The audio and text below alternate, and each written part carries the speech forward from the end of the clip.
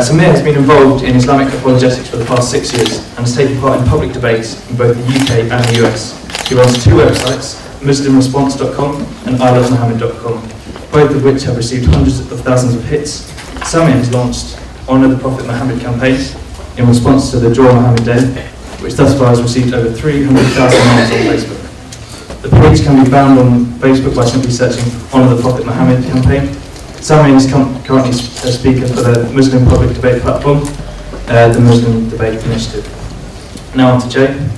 Jay is an expert in Islamic doctrine and culture. He's a gifted debater in Christian Muslim apologetics, which he's done for the past 15 years in London. Jay travels the world to take part in public debates on Christianity, the Bible, Islam and the Quran. You'll find Jay on a Sunday at Speaker's Corner in Hyde Park, where he regularly debates these topics. He's widely acknowledged as one of the leading Christian authorities of early Islam and the Quran. So tonight, basically what we're going to do is we're going to start off with Jay. He's going to talk for 15 minutes on Jesus or Muhammad, who is more relevant today. Then we're going to pass it over to Sami. He's going to do the same. Then each speaker has then 10 minutes to reply, and another 5 minutes thereafter that. And then there'll be an opportunity to ask questions, and there'll be final remarks. To be clear on this, what we're going to do is there are questions at the end, so please make no comments, stand up or say anything like that. We will not tolerate any comments during that. We want it to be very clear that the speakers will be standing up and they've got their allotted time, so please do adjust to that, and we will ask you to leave if anything goes wrong. No applause till the very end as well, thank you. Also, if you could turn off your mobile phones, so there's no distractions, that'd be fantastic. Now let me invite Jason. It's great to be here tonight. I also want to, of course, this is not the first time Sami and I have met. I think you can see Sami and I are good friends. We've had a few debates already, and I'm sure we'll have many more in the future. Sami and I, unfortunately, both have American accents, which kind of gives away where I'm from, though you will find that I'm not from America, though I have that accent. I've lived all my life overseas. Nonetheless, we both are passionate for what we believe. We're both passionate about who we believe in. I believe in Jesus Christ. Sami believes in Muhammad as his model, his paradigm. And of course, tonight we're going to talk just about that. Who is the most relevant and which system, I would say, that they modeled or that they engendered is the most relevant for today. Now, let me define terms. I assume that Sami's going to support everything he says is Prophet Muhammad, and also everything that he authorizes to say from the Quran itself. I'm going to support everything I say from the person of Jesus Christ. He's my model.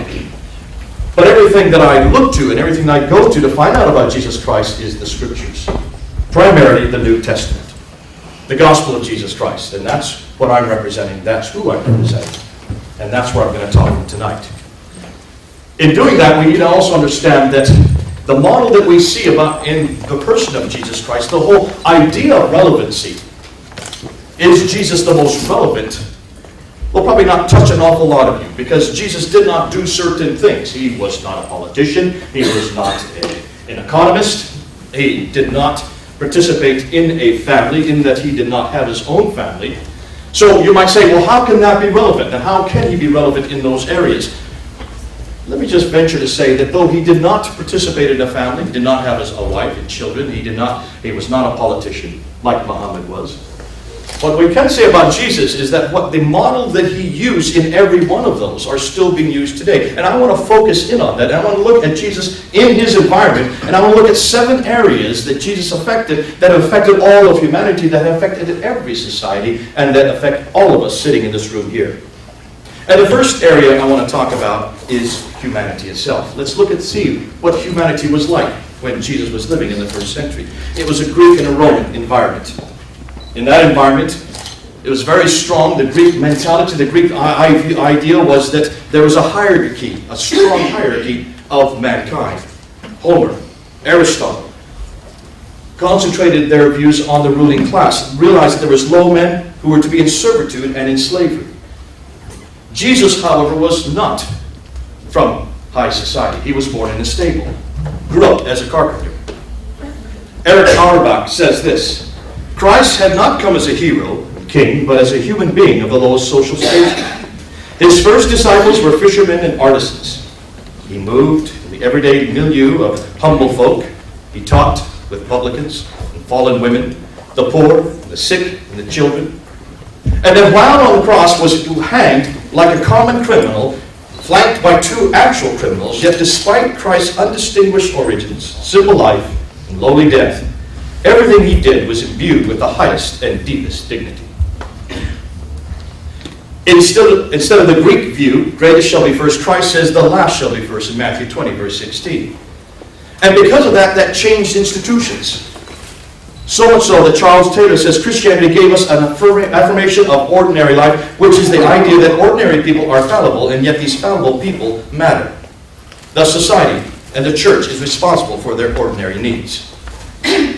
Out of this whole ethos, then, came the idea of the nuclear family, the idea of limited government that we're going to talk about a little later, Western law, and relief from suffering. And we'll see how that impinges on all these areas as we go through this debate tonight. Let's talk about the family. Number two. When you look at the family in the first century, it was a family based on Greek and Roman viewpoints. The idea that the man and woman had arranged marriages. Women were unequal to men, incapable of being a friend of their husbands. The idea of love was one of eros and was based, the highest form of love was one of homosexuality. Pederasty was used as a form of education in the first century. K.J. Dover says pederasty was conceived of in terms of an exchange. The young boy agreed to sexual relations with an older man, and in return he received knowledge and tutoring. Plato, Aristotle, they all wanted to even abolish the family as a function of the state and as a vehicle only for procreation. Yet Christianity brought in heterosexual monogamy, stood against homosexuality because of the teachings of Jesus Christ, stood against certainly pederasty, and then instituted the idea of a family as an institution that was a sacrament, civilizing lust, so that marriage and childbirth was a calling from God, according to Martin Luther. In Genesis 2, verse 24, Matthew 19:5, 1 Timothy 3:2, you have a strong call against polygamy for monogamy. So it comes straight out of the teachings of Jesus Christ and straight out of the Bible itself. Love for one's wife was endemic in the teachings of Jesus Christ. We see that in 1 Peter 3:7, Colossians 3:19, where it says, husbands must love your wives and never treat them harshly. The idea of equality between man and woman is imbued in Galatians 3, verse 28. All believers are created equal in the context. They are certainly equal in Christ. Hebrews 4, 14-16.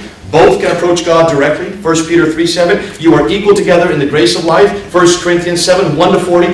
As is a beautiful image, when you look at it, of the whole relationship of a husband and a wife, where one's body was equal to the other.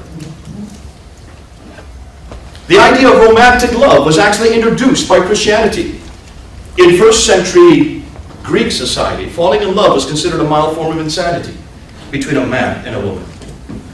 Yet Christ spoke about the husband and wife in many of his parables. He used that paradigm, showing the whole family institution. Though he did not have his own family, he very much used it as a model of who he was with his Father.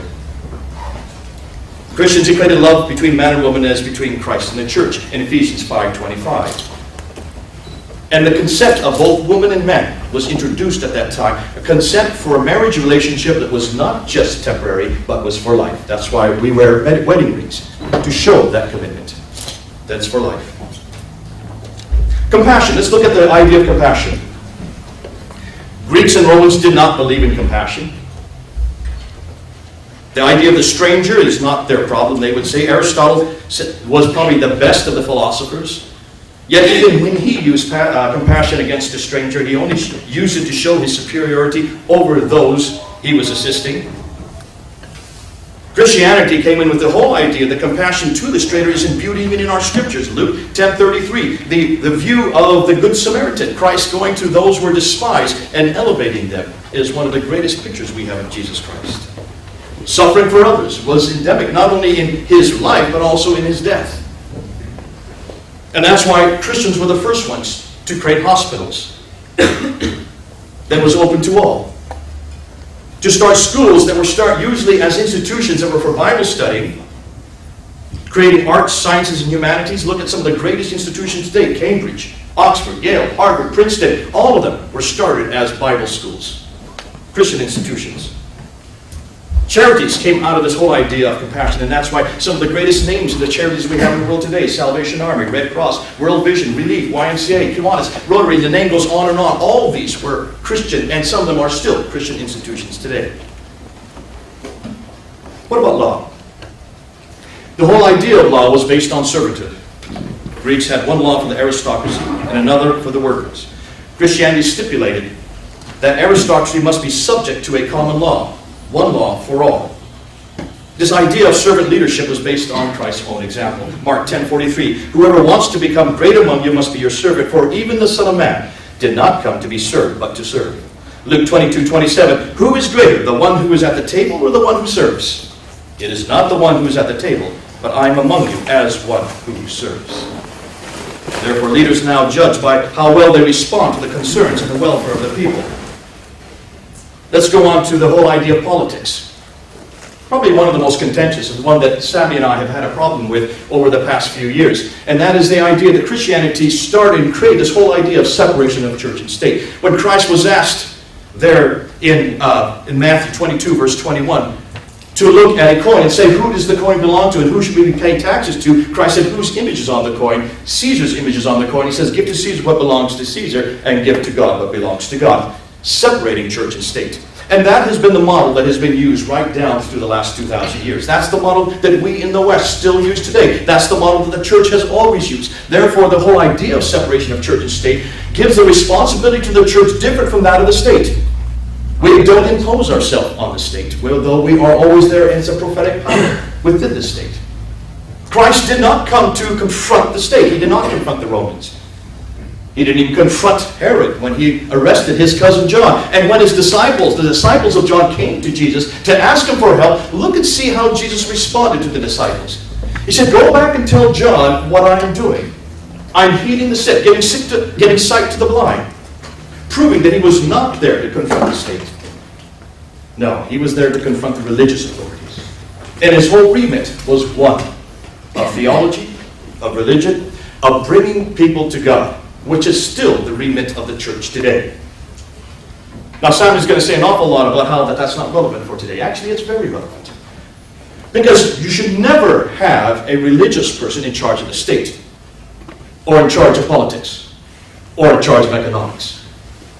Let the politicians who are trained to do that be in charge of politics. Let them be voted into power. And even the whole view, the whole idea of politics, based on the democratic system, comes from 1 Peter. The priesthood of all believers. And yet we are to be under the state.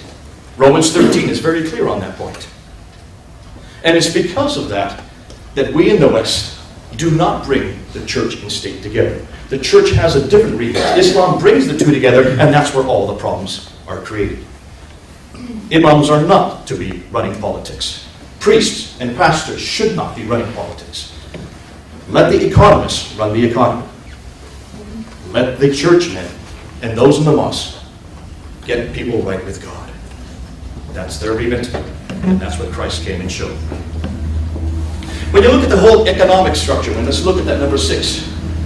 How much time do I have left? 3 minutes. When you look at the economy, and I'll probably skip the economy and go right to civilizing or the arts and sciences.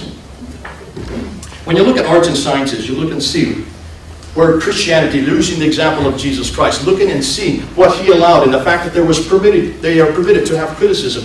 That's why we have criticism in arts, except tonight. We haven't had much criticism at Trent University. Nonetheless, criticism was something that was endemic in the whole model that Jesus allowed, allowing those not only to critique him, allowing also music to exist. Monasteries that were started where the learning of the whole idea of learning and institutions began. Western art that came out of Christian art. Michelangelo's Sistine Chapel, the Pieta, Da Vinci's Last Supper, Rembrandt's Christ at Mass. The list can go on and on of the beautiful pieces of art that come out of Christianity because of that view of being creative, being made in God's image, therefore using that imageness of God in every area of life. Western music, Handel's Messiah, written right here in Britain.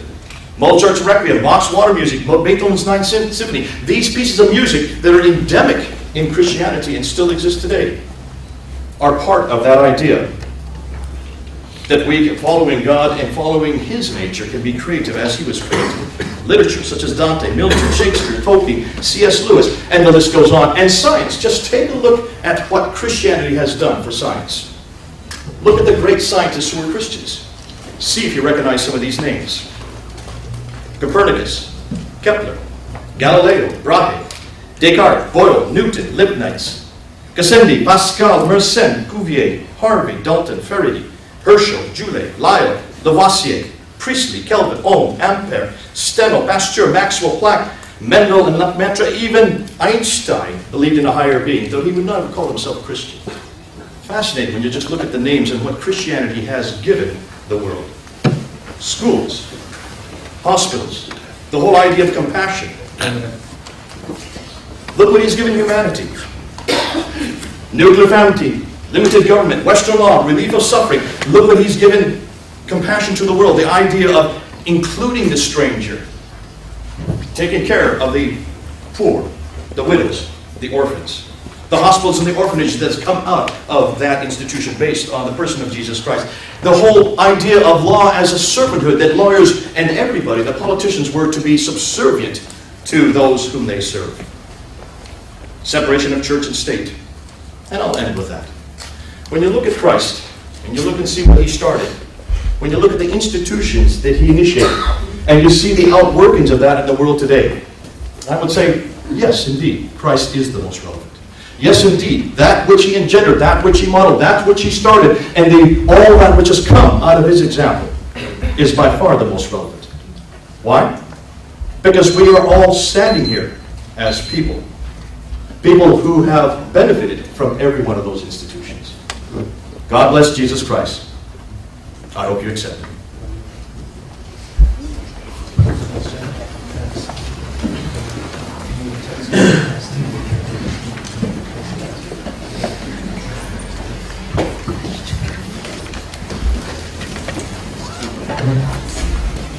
All right, thank you very much. I'm happy to be debating Jay again for the fourth time.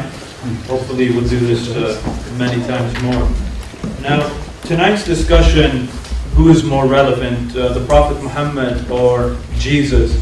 Now, I'm not going to say Muhammad's more relevant than Jesus or Jesus is more relevant than Muhammad, because I believe in them both, and I think they're both relevant to today's society. I don't want to say one's better than the other, because I personally love and believe in both of them. I don't want to try to put one down and put the other one up. But nonetheless, it's very interesting. Over the last year, I gained my master's degree in Middle East politics. And so I can say somewhat now that I can understand the world in a better way. When you study politics, you understand how society works. You can analyze the problems that you see in society. And it's very interesting. In the year I was studying, the Arab Spring happens, and then you have all of these movements in the West, like Occupy Wall Street. And so you can see there's something happening in the world today. Many people are angry and frustrated. And why are they angry and frustrated? They want their social rights. They're angry with the economic situation, economic imbalance. For instance, you have some people making hundreds of millions of dollars, and other people aren't making anything. I've even worked in charity over the past year, and like every 5 seconds, a child is literally dying, and just calculate that by the end of tonight's debate. And so while you have these children dying, you have people buying private jets for themselves. And with the Arab Spring, people just want their freedom and dignity and so forth. And so when I look at the Prophet Muhammad, peace be upon him, I apply his teachings and his relevance to this context. And what I see is that his teachings and his example have a great relevance to the modern problems we see. And one even just has to look at Muslims themselves. If you're a person who studies society, then you already know that the Prophet Muhammad is very relevant to the lives of the Muslims. So what about the Prophet Muhammad, peace be upon him? How can we relate him to what's going on to today? Well, we can look at the society he grew up in and the injustices people are against these days, such as the economic imbalance, the poverty, and so forth and so forth. So what did the Prophet Muhammad do about that? Now, you need to understand the Prophet's society, the Arab pagans, the Meccans. These were people who looked down upon the poor people. They used to take pride in how superior they were. You know, they took pride in being arrogant. In fact, what's very interesting is one of the main arguments that the pagans threw against the Prophet, just like past prophets, the Pharisees did the same thing with Jesus, or the pagans did the same thing with Jesus. They would often say, look at these people, they're the poor. Only the weak people follow you. And you can even read this in early Christianity. The European pagans would often mock Christians, telling them only the weak join you. And then the Christians used to respond back, yes, to you they're the weak, but not really. You're the weak ones.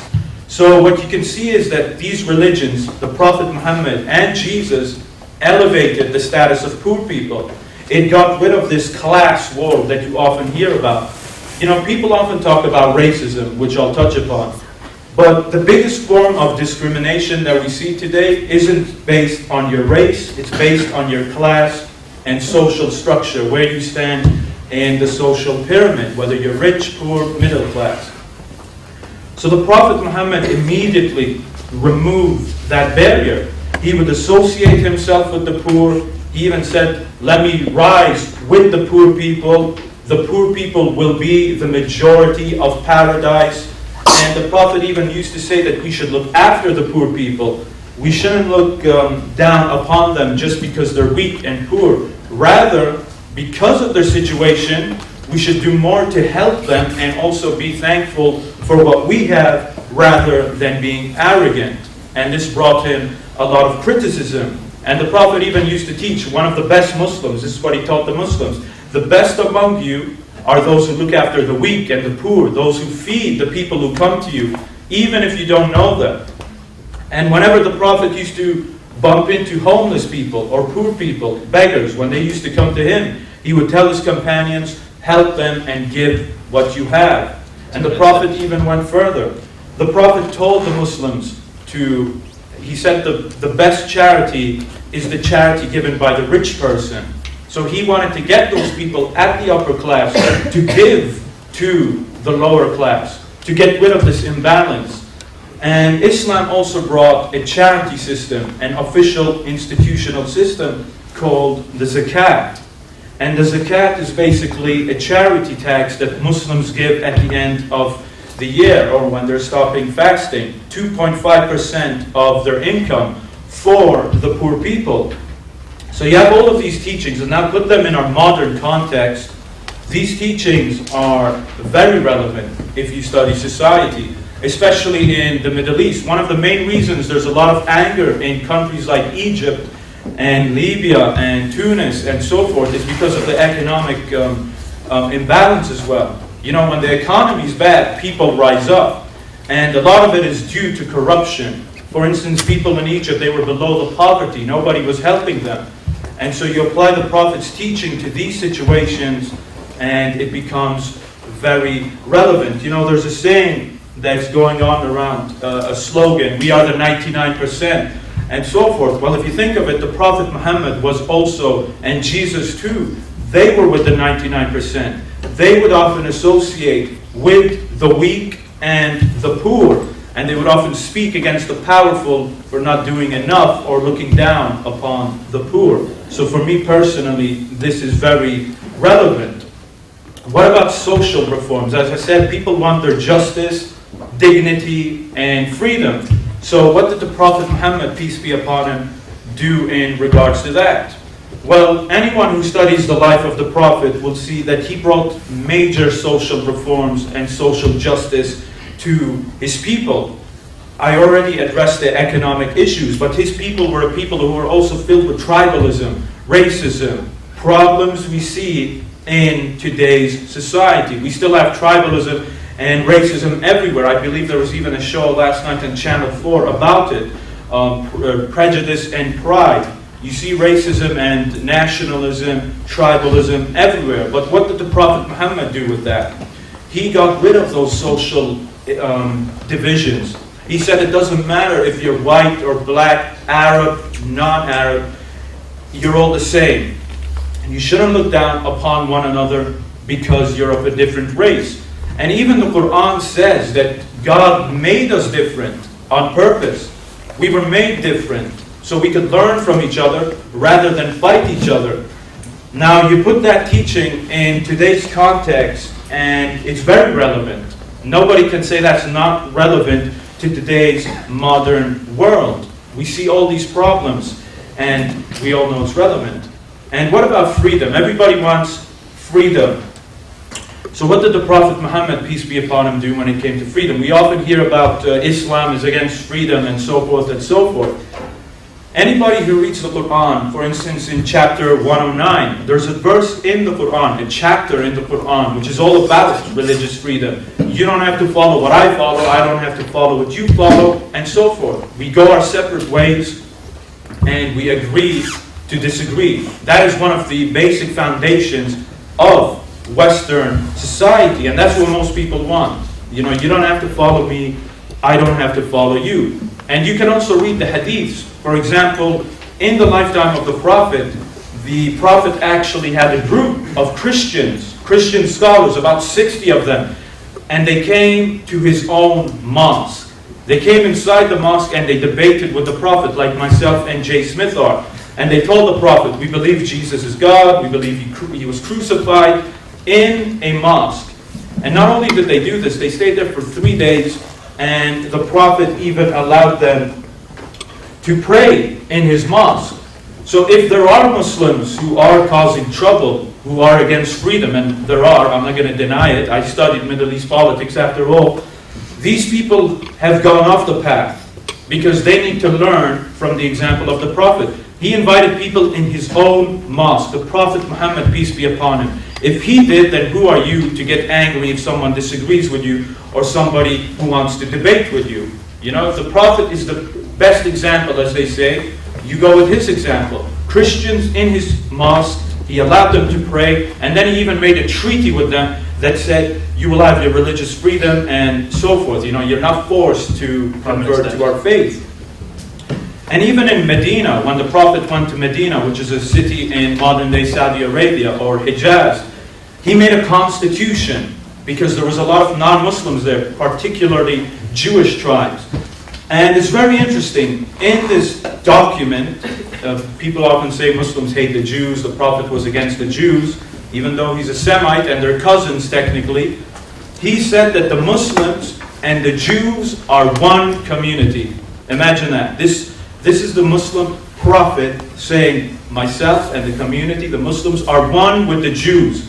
Anyone who oppresses the Jew, they oppress us, we're one community. And that right there is also the modern foundation of modern societies. It doesn't matter if you're a Christian or whatever, if you're a citizen of this nation, anyone harms you, he harms everyone else. And that is very relevant to today's society, freedom. People want freedom and dignity. And the same with Jesus as well. If you read the teachings of Jesus, he never forced anyone to convert to his faith. He used to preach to them. He even used to get oppressed. He never forced anyone to follow him, and that was his way. He even used to tell the people, if nobody accepts you in their house, then just wipe your feet and walk away. The same teachings from both men. So for me personally, when you put I could talk about many other things, but these are the main aspects that are relevant.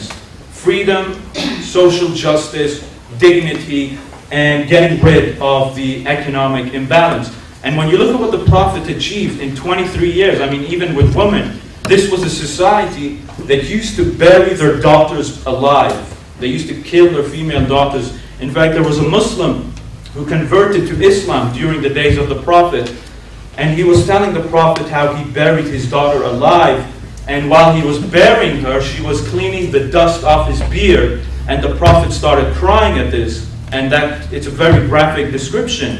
And the Prophet got rid of that teaching. The Prophet condemned it. The Quran condemns it. the Prophet came up with many new rules for women. They could choose who they want to marry, because the pagans used to have a system where if you got divorced or if your husband died, she would be married off to anyone else within the family, like some piece of meat who didn't matter. And the Prophet got rid of that. The Prophet gave women a right to an inheritance. All of these rights were made official. I mean, it's just a century ago that we talked about women's rights in America, the country myself and Jay Smith were born in. And he wasn't, I was. And we're talking about the women's rights. But these rights were brought 1400 years ago by the Prophet Muhammad. And there were many other teachings which are also relevant today. I mean, for today we have a lot of problems with sex trafficking, unfortunately. And in the Quran, it specifically says, 1400 years ago, don't force women into prostitution. Don't do this to them. Because even the people back then would do it. And so, you put that in a modern context, it is very relevant to today's teachings, no matter what some secular atheists would say. These teachings are very relevant.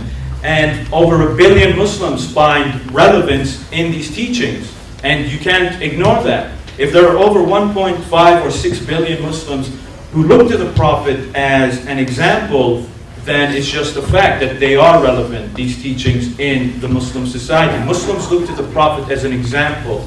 They look at his life and how they can improve themselves and their bad conditions. And that's what many Muslims are trying to do. So obviously we'll discuss more. But yes, the Prophet didn't simply teach these teachings.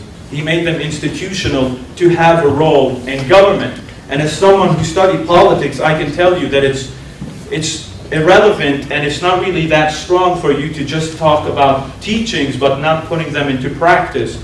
You need to put these teachings into institutions. Now, you shouldn't force people to follow your religion, but there's nothing wrong with a person putting these morals into the institution as official codified law instead of just having them as some nice principles. Because we can have nice principles, but it doesn't mean people are going to follow them. Just look at modern day society. People go with what they want. So it's very important that you do get involved in society and you do make these changes through the political system, because that's the only way you can change the system. And it's true that Jesus didn't go into government. He was first trying to reform the people before you can start making institutions. You need to fix yourself first before you want to fix everyone else. Thank you. Thanks very much, Sam. I'd like to move to Jay for 10 minutes. Yeah. Thank you, Sami. That was very good. And I think in some ways, Sami and I agree on certain things. We do agree on the person of Jesus Christ. Don't think we agree necessarily on the person of Muhammad. And I think one of the things we need to ask, and one of the things I did at the very beginning of the debate, was to define terms. In order to talk about Muhammad, we need to go to his revelation.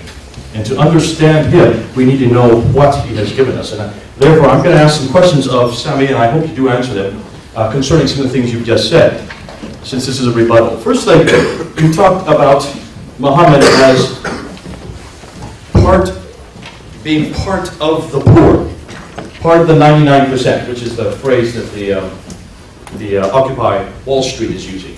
Part of the poor 99%. And that he elevated the status of poor. Are you aware of the fact that he also received 1/5 of all the booty in his raids, according to the Maghazi documents written by Ibn Waqidi? I have Ibn Waqidi in the bag here, you can look it up. 1/5 of everything that the Muslims raided went to Muhammad. Was he really part of the 1%? And I would ask you, was he not really the part of the very problem, if he received this much? When you look and you ask that there was a charity system based on zakat, and zakat is one of the 5 pillars, zakat is 2.5%. What about those who were not Muslims? What about the Jews and Christians who lived under Islamic law, who had to pay kharaj tax and jizya tax that the Muslims did not have to pay? Look at the kharaj tax, which is a tax for all land that was owned, and jizya tax, which was a tax on all that they earned. When you look at that tax, it was as high as 15 to 20%. Much higher than 2.5%. Is that just? And is that relevant for today? Do we have one tax for the Muslims and another tax for the others? You talked about social reforms. And you talked about that you got rid of tribalism, got rid of racism. When I look at this book here, there's lots of reference here that really disturb me. Let me just read one to you. Surah 5, Ayah 51. O you who believe, take not the Jews and Christians as awliya, which means friends or protectors. They are but awliya of each other. And if any amongst you takes them as friends, then surely he is one of them. Verily, Allah guides not those who are the zalimun, that means the polytheists. When you look and see what Muhammad did to the Jews in Medina especially, I don't see that this is a good model, a relevant model for today. We know that when he moved there in 622, he was not a citizen of Medina. He had come from Mecca. The Jews were citizens. They had been there much longer. They controlled the economy. Yet within 2 years of his movement to Medina, he then turned on them. We know after the Battle of Badr in 624. When you look at Ibn Hisham, and you look at the Siratu Rasulullah, when you look at the biography of the Prophet Muhammad, written by Ibn Hisham in 833, when you look and see what he was saying and what he did to the Jews there, the Banu Qanuqa family, who were the first Jewish tribes that he turned on. The Banu Nadir family, which is the second tribes that he turned on in 625, a year later. Throwing out both those tribes, throwing them out of Medina, yet he was not himself a citizen of Medina. He had been invited there by the Ansar. And then 2 years later, in 627, the Banu Qurayza family, the largest remaining Jewish tribes of the three major tribes there, after 20 days of confronting them because they did not support him when he fought against the Meccans, he then took all 800 men and slit their throats in one afternoon. Now, this may be hard to listen to for many Muslims, but this is sourced in Ibn Hisham. You can see it in Al-Waqidi, you can see it in Al-Bukhari, and you can see it in Al-Tabari. I've given you 4 different sources in 3 different genres. In both the Sirah, also in the Hadith, and also in the Tafsir. Now, let me ask you, is that a model for today? Is that relevant for today? Now, you may say yes, but they reneged on the Treaty of Medina, which you go on to. And look at the Treaty of Medina, and first of all, remember that the Treaty of Medina, the only thing we know about the Treaty of Medina is from Muslim sources. I would like to see what the Jewish would have said about the Treaty of Medina. I would like to see whether they actually accepted the Treaty of Medina. Because the first article of the Treaty of Medina is that Muhammad would be an arbiter between man and God. What Jew would sign a treaty like that? I would sign a treaty like that. So how can you say that they reneged on a treaty when the treaty was set up with a bias towards Islam and certainly a bias towards Muhammad? Remember, he wasn't a citizen of Medina. The Jews were. 5 minutes remaining. When they reneged against them, and you might say, yes, that they betrayed that treaty. I'm sure if I were in their place, I would betray that treaty as well. Not only because what they had already done to the other 2 Jewish tribes, what he had already done to the Banu Qanuqa, the Banu Nadir, and I'm sure the Banu Qurayza knew it, just a little bit of time before they would be thrown out as well. Now let me ask you, let's put that into 20th century environment, or 21st century environment. Let's just say, as an American living here in Britain, there may be 50,000 of us living in London, quite a few Americans. Let's say a number of us decide to try to blow up Parliament. Remember, how many people, according to Ibn Hisham, how many people amongst the Banu Qurayza actually fought and betrayed Muhammad? Look at the list. Only 7. Only 7 are named by Ibn Hisham. 7 went and joined the Meccans at the Battle of the Trenches. So why then did he slit the throats of 800 men? If you're going to put that in today's environment, in London, a few, let's say 720 Americans go and try to blow up Parliament. They're caught. Should all Americans in London have their throats slit? Using that as a paradigm? Using that as a model? Do we do that in the 21st century? Is there any other culture in the world that has that kind of model? And if that is the model we see in the Prophet's own example, is that relevant for today? And I say absolutely not. What did Jesus say? What did Jesus say when he was betrayed? Look and see how Jesus was betrayed. Even by his own disciples he was betrayed. They ran away from him when he was going to be arrested. When one of them tried to defend him and cut off the ear of the servant. What did Jesus say to that servant? He put the ear back onto the servant, turned towards Peter, and says, Peter, put away your sword. For he who lives by the sword dies by the sword. That's my Jesus. Ooh, I love Jesus. See, he makes all the sense to me. And see, that's the model we're asking for today. We're asking you people, look and see who's the most relevant model. Jesus. Whipped, scorned, had a crown of thorns put on his head, put him on the cross, and look and see how he responds. He looks at those who have crucified him, and he says, Father, forgive them. They know not what they do. What a man for today. Talk about relevancy. Ooh, I love Jesus. He makes so much sense for me, and he's the man all of you can know. And see, we're not talking about a model that's 1,400 years ago. We're talking about a person that lived 2,000 years ago. And yet he's still as relevant today as the day he died at the cross. So be careful when we look at relevancy and ask, which is the man you want to follow? Who is the man that makes more sense? You say Muhammad gave freedom to follow other religions, and the only reference you can come to is Surah 109, verse 6. That's really the only reference. You could probably have gone to Surah 2, ayah 256, which is there is no compulsion in religion. The problem is, just look at the other myriad of verses you could have gone to that actually contradict that. Contradict both of them. All from the Medinan surahs, which are much more authoritative because they were written after Surah 109. You could have gone to Surah 9, ayah 29, which is the last surah revealed to the prophet the year he died in 632, which says, make war on the people of the book. That's us. Al-Kitab. The Christians and Jews. You're to make war upon us. Until what? Until we pay the zakat. Surah 8, ayah 39. Slay the unbelievers. Surah 47, ayah 4. Slay, cut off the throats of the unbelievers. These are heinous verses that your prophet was revealed. If that is his example, is that relevant for today? Do we slay 1 minute left. the unbelievers? You said that marriage and divorce, Muhammad gave rights of marriage and divorce to the women. Did he really? He gave rights of marriage and divorce to the man. Surah 4, ayah 3 says that a man can have up to 4 wives, but that's not reciprocated for women. There's already an imbalance, inequality built into marriage. And then as far as divorce is concerned, look at Surah 2, ayah 229 to 230. Just look and see what it says about divorce. A man can divorce his wife at any time just by saying talaq 3 times.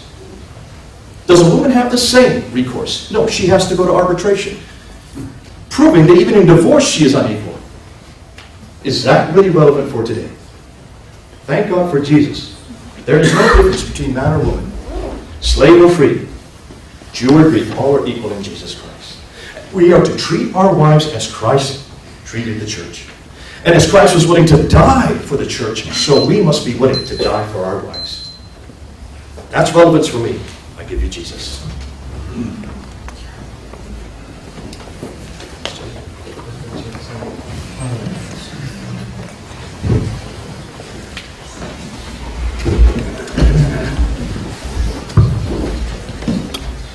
All right, thank you for that. Now, most of the points I said in my presentation stood, but what we're seeing now is why he did all these bad things. I want everyone to remember all the points I made still stand.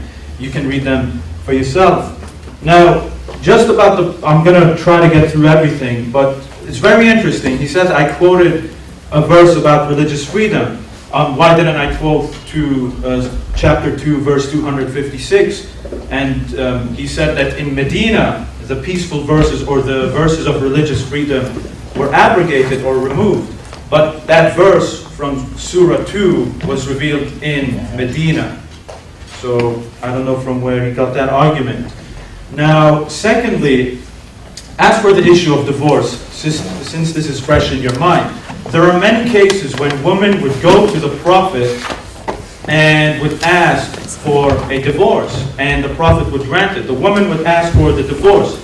As for the man simply saying, talaq, talaq, talaq, yes, he can do that, but the Quran doesn't command him to do that. Divorce is something that Islam does not recommend. So if a man just divorces his wife for no reason, for the sake of it, he will have to answer one day to God, because you can't play games just for the sake of it and divorce a lady. And secondly, we need to be consistent now, because what about the Bible? I don't really care, but you need to be consistent here. And what does the Bible have to say about divorce? In a Bible, a lady cannot even get divorced unless the husband commits adultery. So if she abuses you, beats you, whatever, you can't get a divorce. So we need to be consistent here. Sorry, you can't just use that argument against me. And in the Bible, a lady can't even get divorced no matter what. And if she does get a divorce, and we know many Christians do get divorces, some of the highest rates, unfortunately, in the West, but not because of Christianity, mainly because of the social structure.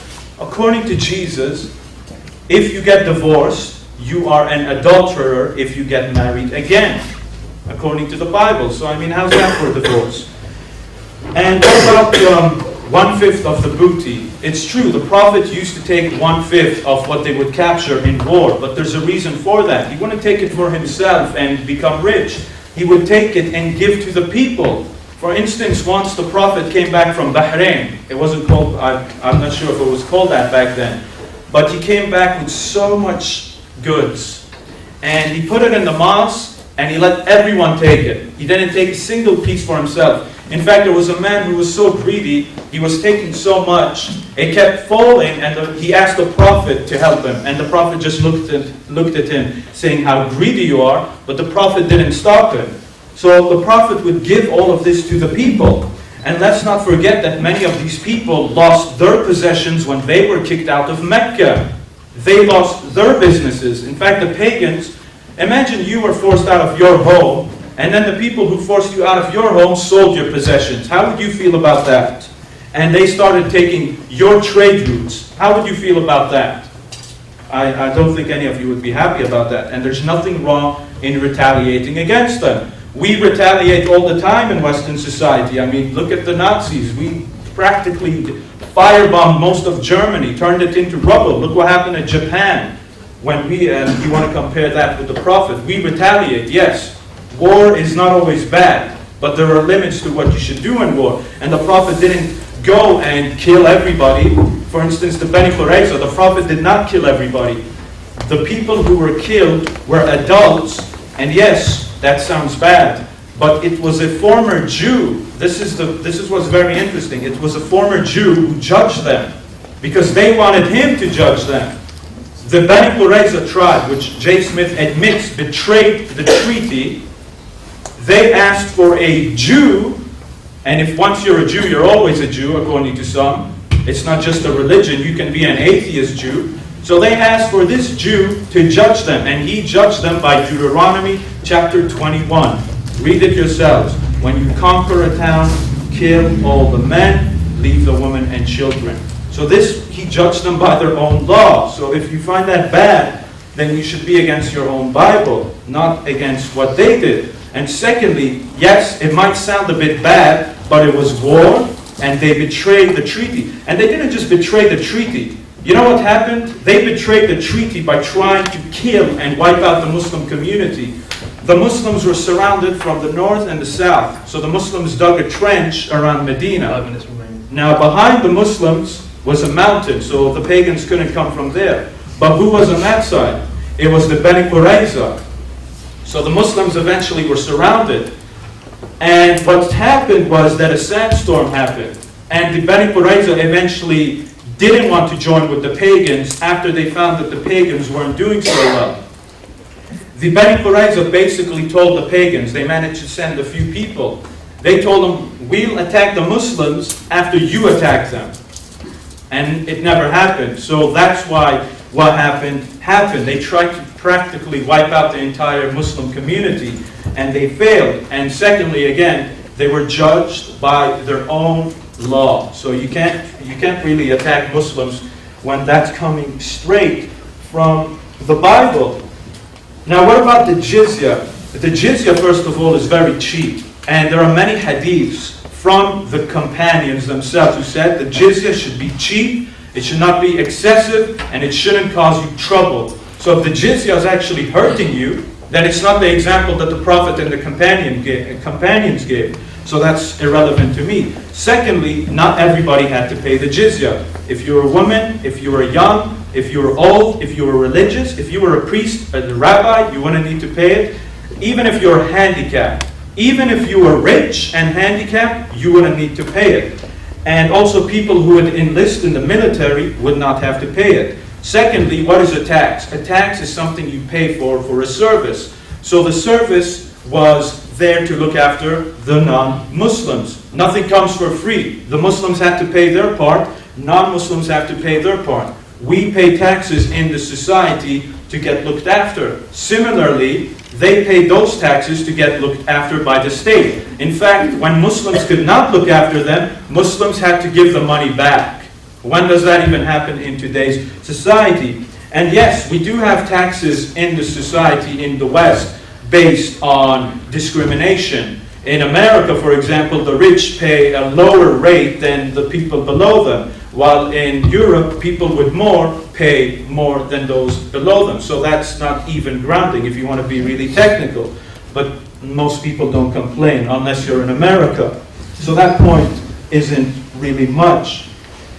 As for not being friends with the non-believers, in chapter 60 of the Quran, verses 8 to 9, it tells Muslims to be kind and good with non-Muslims who are not bad to you. That to me sounds friendly. As for the verses he brought up, it says don't be awliya or awliya with the non-Muslims. And that's not the word that's used for friend in Arabic. People don't call someone my awliya or my wali as my friend. You usually say as sadiqa, or even as the companions were called sahaba. Why doesn't it say don't take them as friends, sadiq or sahabas? It says awliya, which means allies, as protectors. And even that comes with conditions. You can't take non-Muslims as allies in certain conditions. This verse was referring to non-Muslims who were at war with the Muslims. But if there's non-Muslims who you have common interests with, who are not at war against you, who don't really have a problem with you, who have no back agenda against you, then some scholars say you can make alliances with them. And the Prophet did it himself. And that's a topic that needs 2 hours itself. So you can't simply quote this verse and then use a whole theology around it. There's a lot of explanations. And if you want to be technical, in the New Testament it says don't be friends with non-believers as well. What does righteousness have to do with unrighteousness? And it equates unbelievers with the devil, Belial, however you say his name. It's in the New Testament.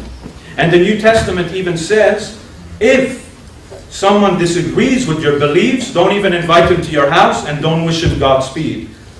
You know, so we need to be consistent. Now I'm sure he'll have some responses, but we can both play the same game. But obviously people don't want to be consistent. And I think that was most of his points. Last point, if Muslims oppress and were against freedom, then why do Christian communities still remain in the Muslim world today? The oldest Christian communities, the oldest churches are still standing in the Muslim world. So you don't have to believe me, they are living proof that Muslims are tolerant. Because if we weren't tolerant, there wouldn't be a single Christian living in the Middle East. In fact, the second largest Jewish population in the Middle East is, guess where? Iran. Thank you. Christians are not permitted to divorce except in cases of adultery. To me, that's something that I see as a real plus. It shows the high view of marriage that we have in Christianity. I am very proud of the fact that I have this ring on my finger, and this ring is for life. It doesn't matter what happens. I do not divorce my wife, except in case of infidelity. Now, that doesn't mean I can beat her, like it says in Surah 4, Ayah 34, in your book. You can beat your wife. We are not permitted to do that. It's very clear that we're not permitted to do that, because that we see in 1 Corinthians chapter 3, verse 7. We are to love our wives, and our bodies are to be one and the same. That doesn't mean that I can dishonor her. No. In fact, we have Matthew 18 as a very good corrective as what we are to do whenever there is a problem between a husband and wife. And we can go on and on. But talk about divorce. Let's look at Surah 2, Ayah 230. Because there, in your own Quran, your prophet's revelation, it says that a man, if he divorces his wife, and then decides to take her back, she must marry another man, and he must divorce before he can have her back. Now, where is that just for the woman? And what does that say about the rights of the woman? Thank God we don't have verses like that in our New Testament.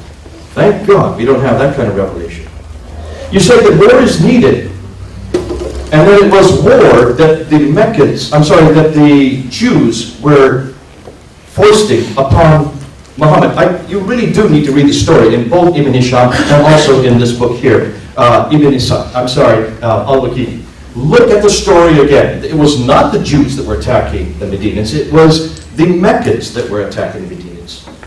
Be careful there. The trenches, yes, the battle of the trenches was against the Meccans. And according to Ibn Ishaq and according to Ibn Hisham, there were only 7 Jews that were involved in that. Read the story again. This idea that they were slaughtering them, they were coming to overwhelm them. The fact that there was a trench there, it was a stalemate battle. There was no battle in 627.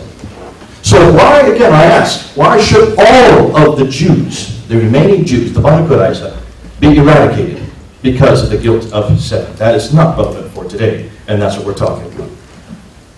You said that the Jew that gave the order was a Jew, and as you considered that he was always a Jew. Actually, he was a convert to Islam, a very clear convert. You said they used the Old Testament, the Bible. Does that mean that Muhammad is therefore scot-free? Therefore that Muhammad had no recourse? Does that mean that Muhammad should use any law from any land? And is that just? And do we do that in Britain today? Thank God we don't.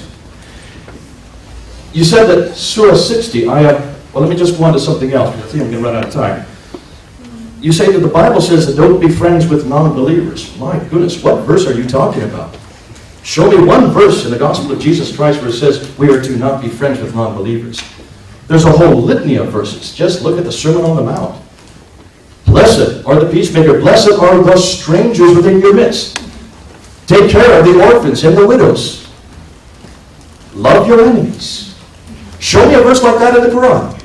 Show me one verse that says love your enemies. Love other Muslims, yes, but not love your enemies. That is unique to the preaching of Jesus Christ. What a man for today. Talk about relevancy. And then you say that the oldest Christian communities are in Muslim lands. Folks, they are the oldest because that's where Christianity started. Exactly. And what happened to the church in those lands? Look what happened to the church in North Africa. It was decimated by Ummah and those who came after Muhammad, using his example. There is no church left in North Africa. Take a look and see, where are the churches that used to be there? And you say that they are thriving? They are not thriving. Just look at Iraq today. Within 3 years, there probably will be no more Christians left in Iraq. They're fleeing Egypt. And they're going to be fleeing by the hundreds of thousands. Because you say the Arab Spring, I call it the Arab Winter, because of what's going to happen. Nevertheless, that's not what we're arguing today. We're arguing, look at Jesus versus Muhammad. And I leave Jesus for you. What a legacy. What a man.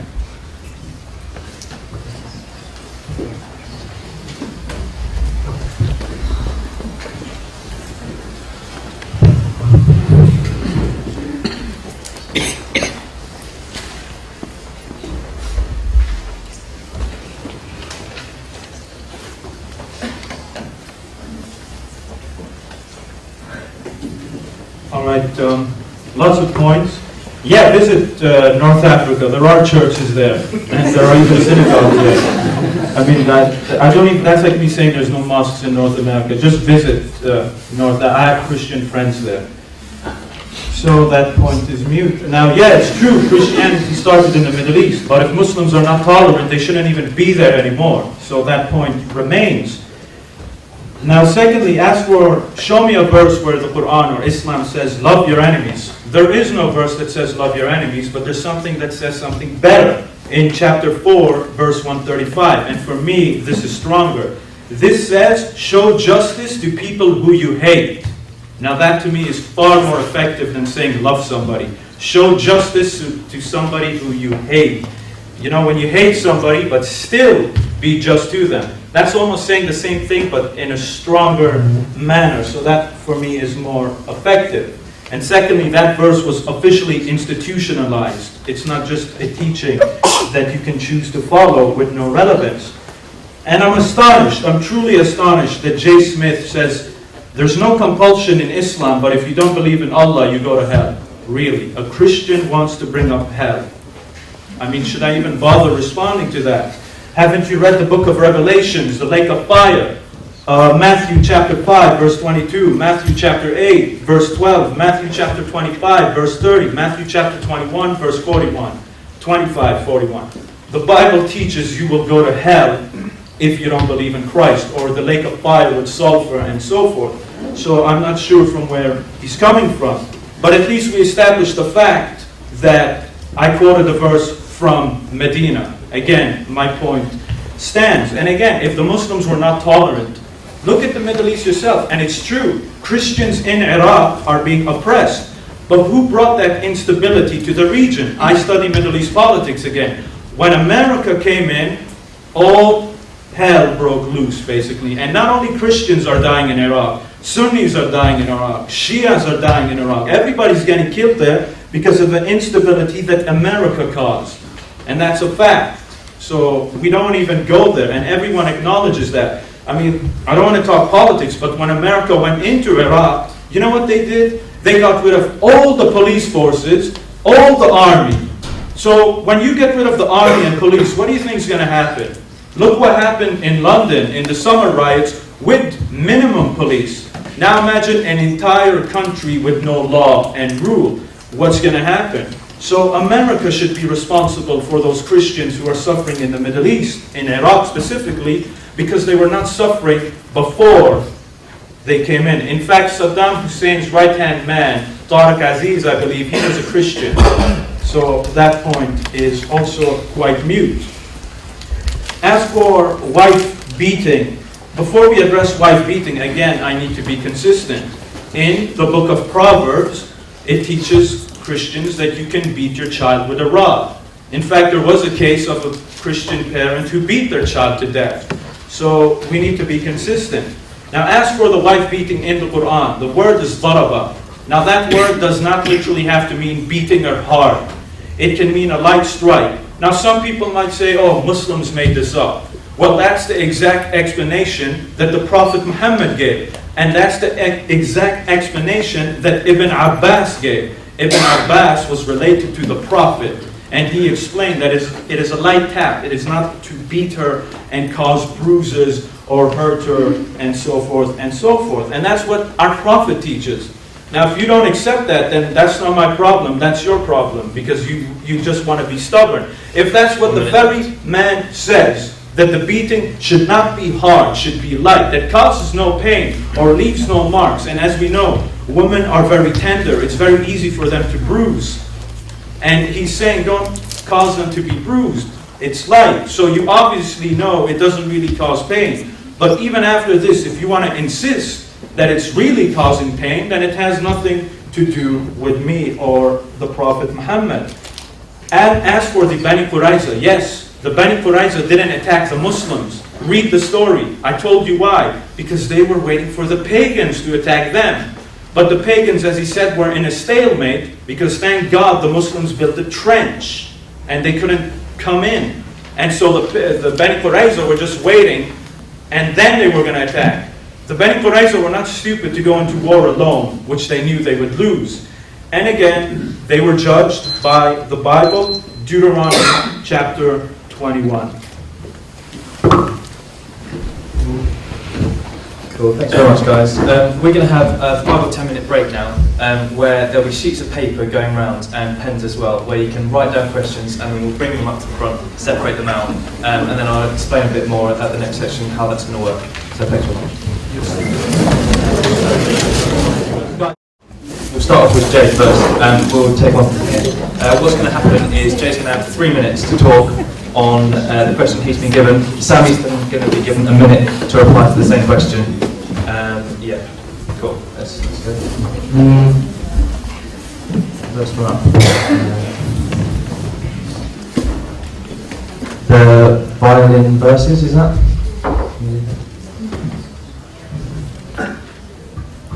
Violence in Jesus and violence with Muhammad, I guess. Violent verses in the Bible and the violent verses in the Quran. Okay, Violent verses in the Bible. Let's start with that, and then we'll go to violent verses in the Quran. If you look at violence in the Bible, you will see that the Old Testament does have violent verses, very violent verses. And then they go to peaceful verses in the New Testament. So it goes from violence to peace. And many Muslims have asked me, well, is not God the same God of both Testaments? Is not God the same of both the New and the Old Testament? Therefore, is not God the God of violence and of peace? It seems like he contradicts himself. The answer to that is very clear, and that is the whole idea of what we call progressive revelation. What Moses was given in the Old Testament in 1400 BC, we leave in 1400 BC. We don't follow that paradigm today. One of the things that we were going to do in this debate, we're going to compare Moses, Jesus, and Muhammad, and we finally threw out Moses because it really was not relevant to either Sami or me. Moses is not relevant to me. I don't follow Mosaic law. I don't follow the Deuteronomy Code or the Levitical Code. I follow Jesus. I hope that's very clear tonight. So I leave what is in the Old Testament in 1400 BC, knowing that God was doing something that was unique then, and realizing that Jesus fulfills all that. And he says, I have come to fulfill the law. All those laws, therefore, do not pertain to me. So the violence that is there, I'm no longer permitted to use as a Christian for the kingdom of God. Violence still exists today in the world, yes. The state does go to war. And we allow the state to go to war. But the church does not go to war because Jesus does not allow us to go to war. That's the difference. That's what needs to be understood. So the violence that we see in the New Testament, show me where it is. Where is the violence? Luke 19:27 is the only place you're going to find any, and that is a parable about the last days. At the very end of time, God's going to come with his host, but not the church. The church is not going to participate in that violence. That is going to be for God and his host, and that's the last judgment. So we need to be prepared for that. And I ask all of you, are you prepared for the last judgment? 1 minute left. And that's why it's so important that we look and ask, where is this violence? Jesus says, put away the sword. Blessed are the peacemakers. If they slap you on one cheek, turn the other cheek. We are not to use violence as a church. Thank God. I'll let Sami talk about the violence in the Quran. I'll let him deal with verses like Surah 9:5. Slay the unbeliever wherever you find them. Surah 47, Ayah 4. Cut off the heads of the unbelievers. There's so many. In fact, there's about 149 violent verses, all in the Medinan surahs, which is the most authoritative part of the Quran, because of the law of abrogation. Built into the Quran. Surah 2, Ayah 106. Surah 16, Ayah 101. Both stipulate, if we have two contradictory verses, you always go with the later verse. You always go with the Medinan surahs. You always go with those verses. And that's where the violence is. So in the Quran, it goes from peace to violence. In the Bible, it goes from violence to peace. What is we want today? We want peace. If you want peace, you've got to come back to Jesus. If you want peace, you've got to come back to the New Testament. All right, thanks for that. So I'm a bit confused. So if you go from violence to peace, that's a good thing. But peace to violence is a bad thing. So are you against violence or not? It doesn't sound like you are. It depends on the sequence. And secondly, I disagree about not following the Mosaic law. For the past 2 nights, I've been debating a Seventh-day Adventist in Brighton and Portsmouth, and they still follow the law. They keep the Sabbath, and they still eat kosher meals, and so forth and so forth. So they keep the law. But now, I agree with Jay. I'm not going to try to refute him and say, oh no, you have to follow the violence of the Bible. But I will use his standard against him. Jay admits that Jesus will come back and kill and commit lots of violence. Just read Luke 27 and read the book of Revelations. But Jay has a problem with the Quran when it says people will go to hell. So therefore, you can't be against God's judgment, but then when God shows his judgment in the Bible, it's supposedly a good thing. So you have to be consistent. Jesus will come back and commit massive amounts of violence. Thank you. We're going to go on to our next question now. What about the inequality of women in the Quran? Okay. Which talks about the Trinity. Let me help you out. Let me just look at 7 verses in 2 different surahs. Write them down, women. This is for you especially. And ask, what does the Quran say concerning the exegesis of these 2 verses? Let's start with Surah 4, Ayah 3, which says that a man has 4 wives. I already introduced this earlier in the debate. Is that equal? Does that allow women to have up to 4 husbands? Called polyandry? No, not at all. A few verses later, in verse 11, it says that a woman has half the inheritance of a man. Is that relevant for today? Do we allow women to have half the inheritance today? No, we don't. A few verses later in verse 24, Surah 4, ayah 24, it says, a man can have as many as his right hand possesseth. As anybody knows that exegetes that verse, that means as many women that are got as slaves of war. Above and beyond the 4 wives. We would know them as concubines. Is that relevant for today? The idea of slavery, the idea of having, not slaves of war, prisoners of war is not relevant. To say above and beyond the 4 wives. And then, of course, you have Surah 4, ayah 34, that he does not like and says is beating lightly. That's interesting. Take a look and see what it says at the beginning of that verse. For men are protectors of women, but to those women who who stand against their husband, admonish them first. That's the first thing you do. Not, don't do it again. Secondly, throw them from your bed. That's pretty serious for a woman. Because her whole identity is born up in childbirth and taking care of her husband. If you throw her from the bed, that's pretty well taken away her identity. And then it says, if that doesn't work, then beat her. Daraba. It does not say lightly in the Arabic. Daraba is the word it uses. That's the root of drubbing that we use in English. Daraba means to scourge. There's no lightly. They put that in the English translation because to be politically correct, they've got to put that in there. And that was only introduced in 1935. Surah 2, ayah 282. Says that a woman has half the testimony in court. Why should a woman have half the testimony in court? Is that relevant for today? And then Surah 2, ayah 223 was probably one of the hardest verses for me to understand. It says that a wife is nothing more than a tilth for her husband, that a man may plow his wife anytime he wants. Oh, horrendous when you stop and think of the implications of that verse. Then Surah 2, ayah 230 that I talked about earlier, where it says that a man can divorce his wife, but if after he divorces her and wants to take her back, she must go and marry another man, and then that man must divorce her first before he can take her back, which shows me the women have no right over their own body. Not according to these verses in the Quran. And it's these verses that we need to look at. We don't have verses like that in the Bible. In the New Testament, just the opposite. Look at the testimony, the greatest event in the whole history of mankind. Christ rising from the dead. Who did Jesus show himself to? Not to any of the disciples, not to any men, to a woman, one woman, who in the first century environment of Judaism had half the testimony of man, yet Jesus chose to show the greatest event in the whole history of mankind to that woman. And the second time, we'll have to wait for that for another time. Back to Jesus.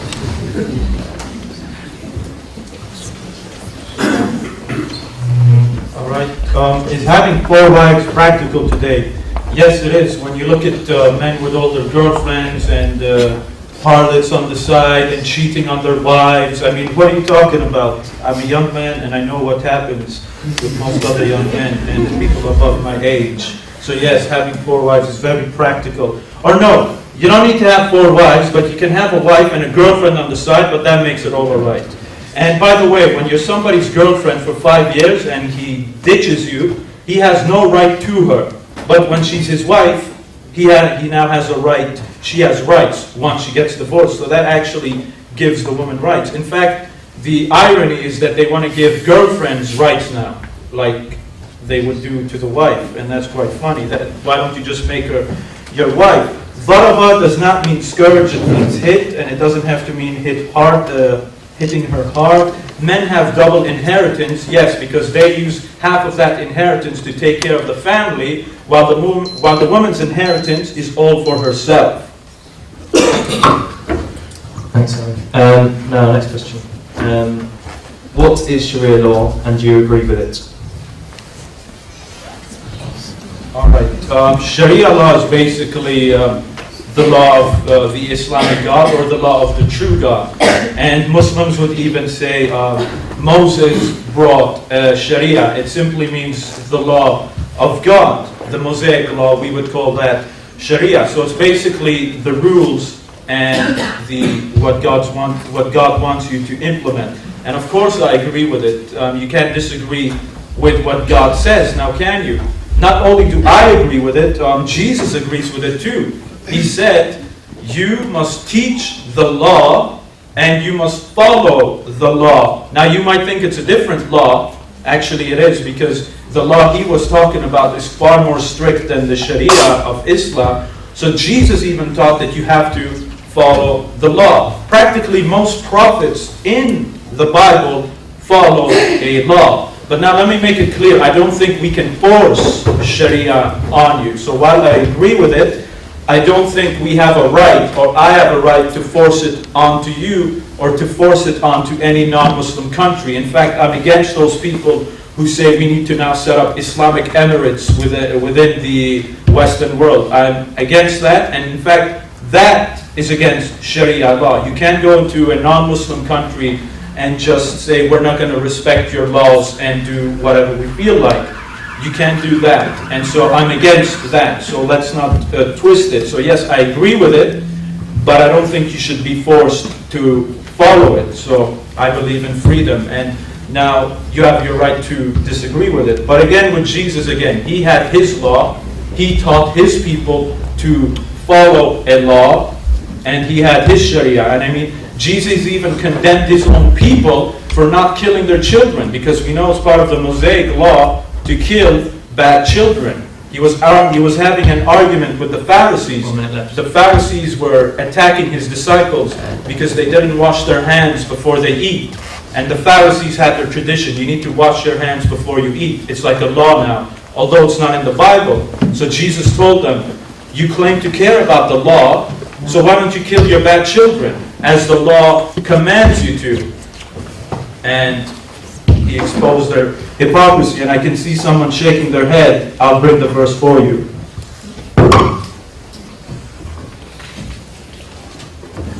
Sharia law. Do we think it's just? Do we think it's relevant? Tonight we're talking about relevance.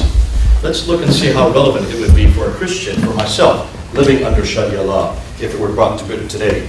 My life would be inferior. It would be a capital offense to murder a Muslim, but not so if a Muslim murders a Christian, according to Abu Dawud and Bukhari. Less worth. The blood rate for a kafir is half of that of a Muslim, according to Maliki's Al-Risala 7498. Less honor. It would be a capital offense for a Christian to rape a Muslim woman, but not vice versa, according to Maliki's Al-Risala 7520. Less integrity. The Christian testimony would be inferior to that of Muslims due to dishonesty and unreliability, according to the Hanafi manual, Al-Hidayah, Volume 2. Less reciprocity. New churches would not be permitted to be built. Only repairs given, according to the Hanafi manual, Al-Hidayah. Less equality. Deities or protected persons, that includes myself and Jews, would be not permitted government posts, according to Maududi's meaning of the Quran. Discrimination, jizya tax for punishment would be levied with humiliation, according to Al-Hidayah, Volume 2. Above criticism, cursing Muhammad would be a capital offense, as we see in the C-295 law, and we find that in Maliki's Al-Risala. Is that relevant? Okay. Now, next question. How can you quote the Bible when there are so many differentiations between them? This is an interesting one. Differentiations in what? And I think this is something that's good for Muslims to ask us, because I think this is a common misconception that Muslims have concerning our Bible. There are many translations of the Bible. There are many versions. That means many translations of English language. True. But they all go back to the Greek manuscripts. All of them. So we have the NIV, we have the NASB, we have the NEV, and there are many, many others. These are not different Bibles. These are not different corruptions of the Bible. They're the same basic text, just said in a different way. You have the same thing in the Quran. I can take you right now to 5 different Qurans in an English language. Yusufali's Quran, Pickthall's Quran, Arbery's Quran, Ahid Khan's Quran. And it goes on and on. There's about 125 different Qurans in the English language alone. And what's more, when you look at them, they don't even have the same versification. To say nothing of the way the verses are translated.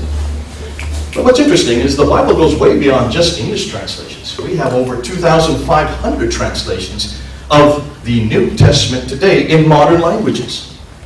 There's no other book like the Bible that's been translated. They all go back to the Greek text. And that's why they are trustworthy.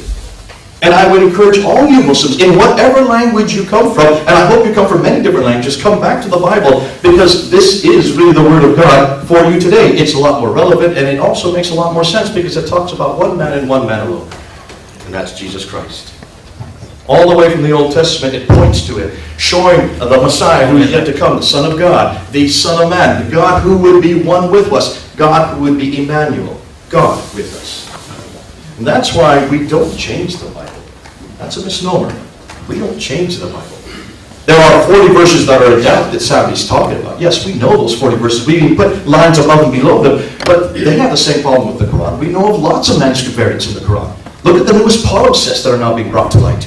Look and see those palimpsests, and look how we're finding Qurans with verses underneath and lower top, and with ultraviolet light we're able to now separate them, and we can see the two different texts of the Quran. Most Muslims have never even heard of this before, because you don't have this kind of criticism within Islam. Quranic criticism doesn't exist. That is unique to the Bible. We don't corrupt our Bible. What we do is we make it more intelligible, so that you can understand it in your own language. In many different ways of speaking, as you can with English. As you can say even now, we have two different ways of saying the same thing. Same language, no corruption. Come on.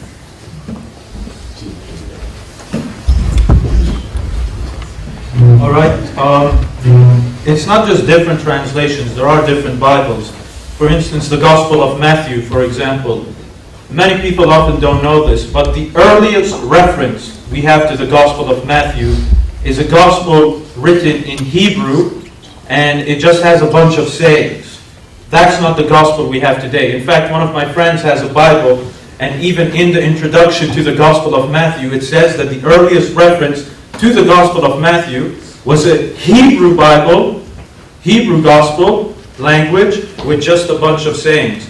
Obviously, that is a different Gospel, not just a translation or a different version. Secondly, the reason why many Bibles have different translations is not because they simply have a difference of using a language. It's because they're using different manuscripts that disagree with each other.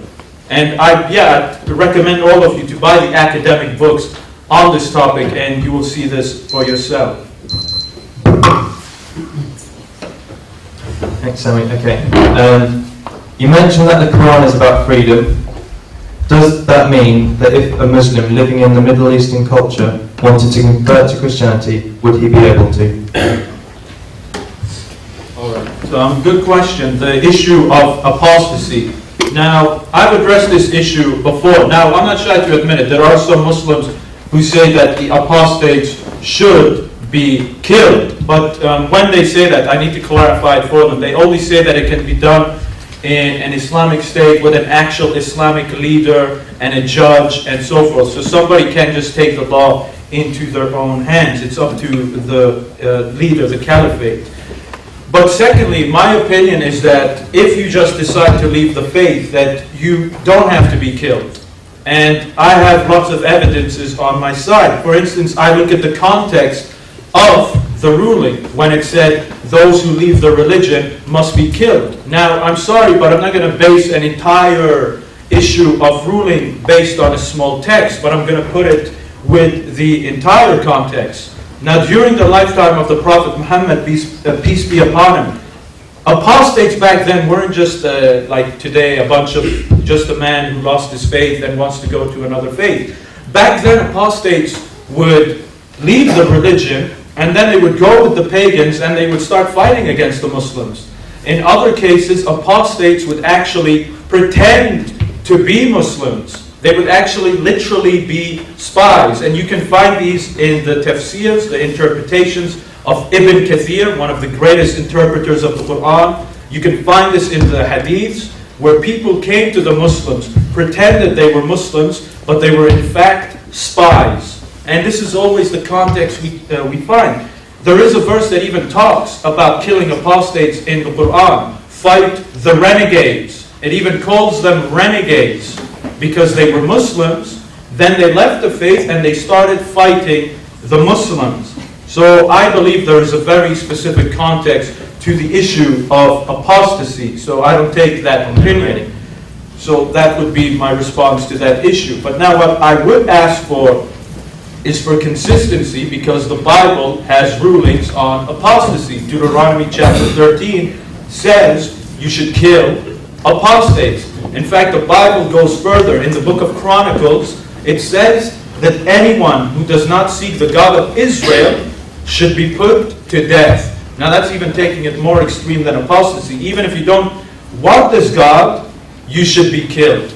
Now show me any verse in the Quran or the hadiths which say, if you don't believe in Allah, you will be put to death, like the book of Chronicles. That verse doesn't exist. And Jesus never condemned those laws. He said you must follow those laws and teach those laws to enter the kingdom of heaven. So Jesus backed apostasy laws of the Bible. So you need to be consistent if you want to attack Islam.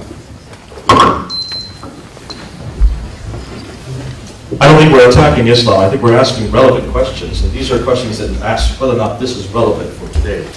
Apostasy is in all four schools of law. In the Hanafi, the Maliki, the Shafi, and the Hanbali school. All four schools have a law of apostasy. So this is not something that's irrelevant. It's also found in Al-Hidayah, the Hanafi manual, Al-Hidayah, chapter 9, volume 2. There is a verse in the Quran that seems to support it, and this may be the foundation for it. In Surah 4, ayah 89, let me just read it. They wish that you reject faith as they have rejected faith, and thus that you all become equal like one another. Take not the protectors, that's Aliyah, or friends from them, till they emigrate in the way of Allah, back to Muhammad. But if they turn back from Islam, take hold of them and kill them wherever you find them, and take neither Aliyah, protectors, nor helpers from them.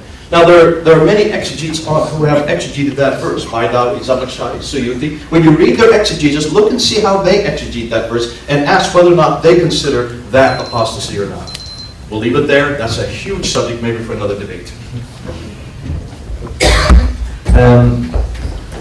If government should not take laws from religion, then why do we in court swear on the Bible? So that's if in government should not take laws from religion, then why do we swear on the Bible?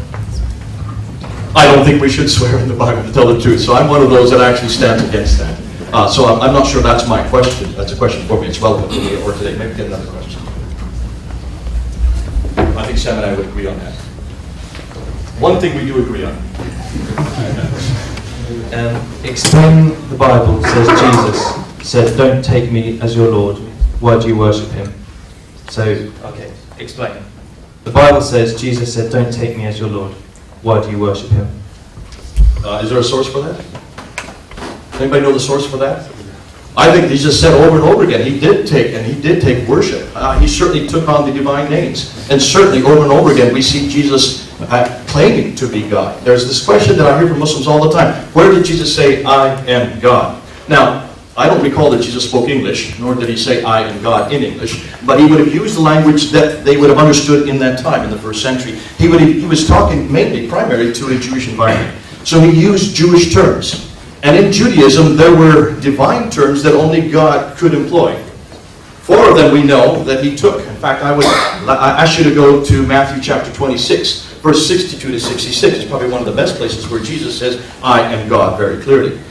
Caiaphas, the chief priest, comes and confronts him there in front of the Sanhedrin, and he says to Jesus, "Are you the Messiah? Are you the Son of God?" Important that you look at those two titles. Messiah, every Jew knew, was the anointed one. Muslims don't understand this because in the Quran, Jesus is called, or Isa is called Al-Masih, the Messiah. But for them, that only means a human.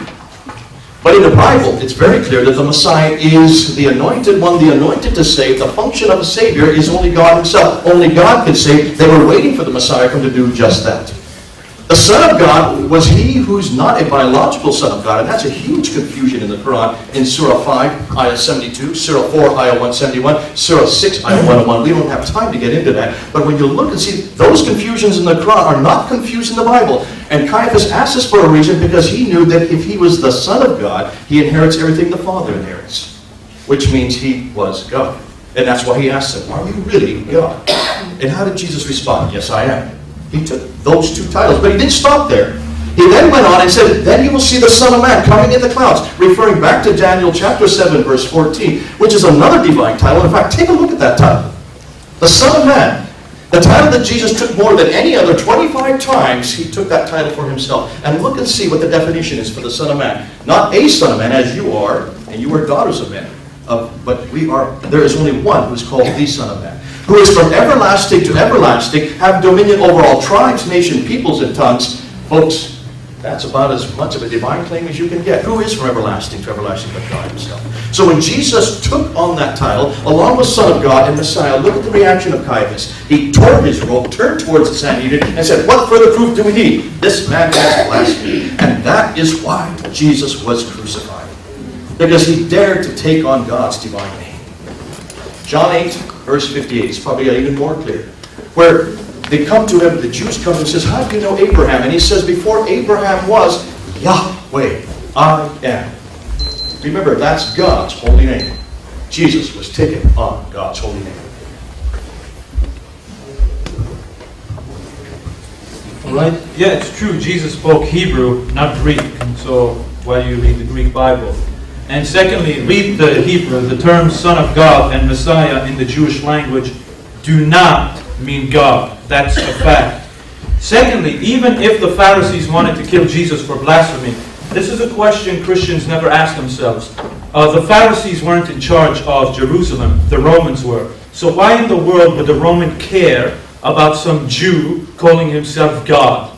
That's like the state of Britain getting involved in a sectarian fight. They don't care about such issues. That's a question nobody ever asks. Why would the Romans get involved in a Jewish interfaith conflict?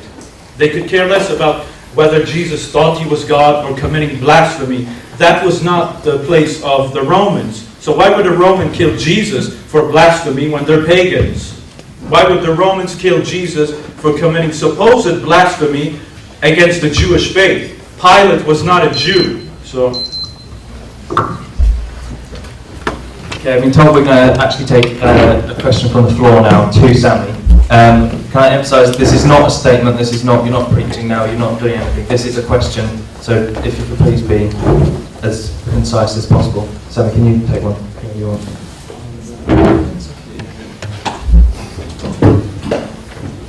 My question to you is, if a woman was elected president in an Islamic country today, what would Muhammad have to say about it, and what verses in the Quran can you use to back that up? all right. What's very interesting is that they did a study and they found that in Muslim countries, there's a higher representation and percentage of Muslim females in parliaments than some Western countries. In fact, Afghanistan has a higher rate of females in government than the American Congress, my own government. Now, the Prophet Muhammad, peace be upon him, was specific that a lady cannot be the head of the state. Now, she could probably be a scholar, a teacher, in those levels it doesn't matter. But when it came to the head of a country, say like President Bush, that high, yes, in Islam, the Prophet said that those fields are not for women for specific reasons. And it's because of how Islam has an outlook on women. For Islam, it sees the role of the woman to take care of the family, because as we all know, even studies have been made about the strong institutions of a family. Even J. Smith referenced it to it, how the family is important. And many societies have shown that without a strong family, that most of those people end up as criminals and get into a lot of trouble. So Islam places a very heavy emphasis on the family, on the mother taking care of the child and raising him or her. And so the way Islam sees it is that if a lady is the head of a country, this will take away from her responsibility from her family. Now people disagree with that, but that is how Islam views the issue. And what's very interesting is that many other traditional people in the West used to believe the same thing, that the role of women is to look out for the family, to raise the family, which is the most important aspect of society. You need a good mother to raise you because you're built from your house. If you have a strong house, you have a strong foundation. If you don't have a strong house, you don't have a strong foundation. Just watch any documentaries on these young kids on the streets. They're gangsters. That's what they call themselves, street gangsters. Most of these thieves, robbers, drug dealers, they find a clique with each other. They become their own small community because they feel like a family. Why is that? Because they have nobody in their homes to turn to, and so they have to turn to the streets. And these are basic society studies. So that's why Islam places that heavy emphasis. But nonetheless, women can still have roles in leadership. For instance, Aisha, the Prophet's wife, led a group of Muslims, an army. She led an entire Muslim army. So women can be leaders, but just not the top leaders. Thank you. Yeah, I think that Sami has answered your question very well, and that is there are cases, and take a look at the two cases that most Muslims will go to as female power. Khadija, the first wife of Muhammad, and Aisha. Notice they're both wives of Muhammad who are given this. Find any others outside of those two, and you'll be hard put. Now, does that mean that there are Muslim states today don't have women leaders? No, they do today, and I agree with Sami. In fact, they do a very good job, which seems to suggest that they are not following the Prophet's example. Again, possibly because of the influence of the West on them. Possibly because of the examples and the role models that they see in the West. Because women do and are given equality. They are supposed to give equality by the law. Does that always happen? No, it doesn't always happen. In every society, including the West, there is injustice for women. Nonetheless, it's the basis that women are equal that you find only in the New Testament. And that's why I love to come back to verses like Galatians 3:28. Or I like to come back to other verses like what you see in 1 Corinthians chapter 7, verse 1 to 40. Or if you look at Ephesians 5:25, there's the equality that we're looking for that we don't see in the Quranic verses. Okay, we're going to take one more question now for Jay. You're only going to have 2 minutes, I'm afraid, to answer it with. If you could. Okay, go ahead, sir. I have questions. Do you have it here? Good luck trying to find it. Oh, you found it. It's a question, I'll say. If it's a question, Just a question. These are words of Jesus Christ about adulterer woman, and she was even woman. Her name was Jezebel. In which book of Revelation, Jesus said, "I will strike her children dead." Some Christian scholars try to justify it by saying that it means followers of illegitimate children. But I have tried to look the actual Hebrew word. It says the real blood child. As a Muslim, I would say that it is a fabrication of Saint John, who himself was a gay and adulterer. How would you justify killing of innocent children by the words of Jesus Christ? wow, that's quite a statement you've read there. First of all, I don't believe that John was either gay, and certainly not an adulterer, because that would be a contradiction in terms right there. Nonetheless, let's just look and see what John does say. John is very clear that in Revelation that women are given equality. You can see that not only because take a look and see who John took care of, and that was the mother of Jesus. And look and see the freedoms that he gave her. And that responsibility that was there. I don't see anywhere that there's a scripture, I'm not sure the one you're referring to, where it says that we are to kill innocent children. I'd love to know where that comes from Jesus' teaching. In fact, he says just the opposite. Take care of the widow and the orphans. Very clearly that he's telling us to take care not only of children, but he also uses many of his parables as a child. And we are to be like children. So where in the world would Jesus ever say that we are to kill children? I do know that there is the Luke 19, verse 27, that Sami brought up earlier, that is at the end of time that there will be a tribulation. Now, as far as the revelation is concerned, that is something that's going to happen by the heavenly host, but it's not something that Jesus said to do. Book of Revelation. Sorry, you can't. Come to me afterwards, we can talk about it and see whether that is, because there's an awful lot of allegory in Revelation that an awful lot of people, even Christians, have a hard time understanding. Nowhere do I see in Jesus' teaching that we're to do anything with children like that. And so it stands against everything else I know of Jesus Christ. We are to be like children. And as children, we are to be innocent as doves. All these images that he gives of being childlike and to coming to his feet as children. What a beautiful image Jesus is. That's relevant for today. That's your Jesus. That's my Jesus. Come on home. All right, I'll agree with Jay. I don't think John was gay either. I think that's a bit ridiculous. But nonetheless, in the book of Revelations, it does talk about lots of violence. People are going to die in Luke 27. Now, Jay acknowledges that this will be the heavenly host who does it, so therefore it's okay. But in his first rebuttal, he said that Allah would send people to hell, and he had a problem with that. But now he's saying that if God decides to exercise his wrath, it's okay. So which one is it?